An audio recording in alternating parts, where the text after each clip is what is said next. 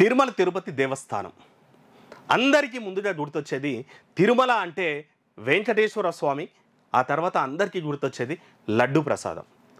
వెంకటేశ్వర స్వామికి పెట్టేటువంటి ఆ లడ్డు, ఆ తిరుపతి నుంచి వచ్చేటువంటి లడ్డు అంటే మనకి ఎంత పవిత్రమైనటువంటిదో అందరికీ తెలిసిందే. తిరుపతి అంటే అందరికీ ఫస్ట్ ప్రసాదం అంటే లడ్డు అనేది గుర్తొస్తుంది. ఇక ఆ లడ్డు ఇప్పుడు వివాదాస్పదం అయిపోయినటువంటి నేపథ్యం ఉంది. దేశవ్యాప్తంగా చర్చ అయితే జరుగుతోంది. దాంట్లో కల్తీ జరిగింది అన్నటువంటి మాట. అక్కడ ఆ లడ్డు తయారీ మేకింగ్లో నెయ్యి కానీ పదార్థాలు కానీ ఇక కల్తీ జరిగినటువంటి మాట. మరి ఈ సందర్భంగా మరి ఆ లడ్డు మాట, ఆ కల్తీ మాట కొంచెంసేపు పక్కన పెడితే అసలు శ్రీవారికి ఏ ఏ ప్రసాదాలు పెడతారు అన్నటువంటిది ఇప్పుడు మనం చూద్దాం. దాదాపు శ్రీవారికి ఒక రోజులో 50 రకాల ప్రసాదాలు పెడతారంట. లడ్డు కూడా అందులో ఒకటి. సో మరి ఏ ప్రసాదాలు అంటే శ్రీనివాసునికి ఆగమశాస్త్రంలో నిర్దేశించినట్లు 50 రకాల ప్రసాదాలు నివేదిస్తారు ప్రతిరోజు. స్వామికి నివేదించే ప్రసాదాల్లో ఎన్నో ప్రత్యేకతలు ఉన్నాయి.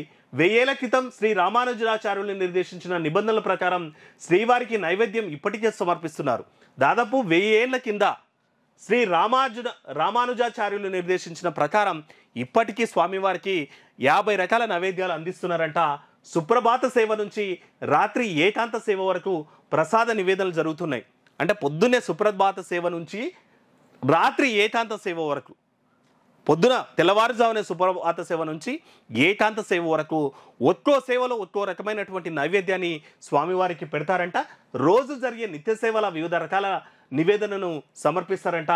సుప్రభాత సమయంలో నవనీతం గోక్షీరంతో తయారు చేసిన పదార్థాలు, సుప్రభాత సేవలనేమో నవనీతం గోక్షీరంతో తయారు చేసిన పదార్థాలు నివేదిస్తారంట. తోమాల పూర్తయిన తర్వాత కొలువు సమయంలో నల్ల నువ్వులు, బెల్లం, సొంటి నైవేద్యంగా సమర్పిస్తారు. శాస్త్ర నామార్చన తర్వాత జరిగే మొదటి గంటలో మీగడ, వెన్న, పెరుగుతో తయారు చేసిన అన్నాన్ని స్వామివారికి నివేదిస్తారు. రోజువారీ చిత్రాన్నం, దద్దోజనం, క్షీరన్నం, కదంబం, పాయసన్నం స్వామివారికి. అంటే ఇన్ని రకాలు. అంటే ఒక రోజులో మనకు అందరికీ తెలిసిందైతే లడ్డు మాత్రమే. కానీ ఇవన్నీ కూడా సుప్రభాత సేవలు ఒకటి, తోమాల పూర్తయిన తర్వాత కొలువు సమయంలో ఒకటి, సహస్రనామార్చన తర్వాత మొదటి గంటలు ఒకటి, రోజువారీ పెట్టేటువంటి చిత్రాన్నం, దద్దోజనం, క్షీరన్నం, కదంబం, పాయసన్నం స్వామివారికి ప్రత్యేకంగా నివేదిస్తారంట. మధ్యాహ్న ఆరాధనంలో నాదుకం, లడ్డు, దోస, వడ, అప్పడం నైవేద్యంగా పెడతారంట. ఇక సాయంకాలం అష్టోత్తర శతనామార్చన తర్వాత శుద్ధన్నం, సీర నివేదన జరుగుతుందంట. రాత్రి నైవేద్య సమయంలో తోమాల తర్వాత మిరియాలతో తయారు చేసిన మరిచ్చన్నం, ఉడ్డన్నం నివేదిస్తారంట. రాత్రి ఆరాధన తర్వాత ఏకాంత సమయంలో పాయసం నైవేద్యంగా స్వామివారికి.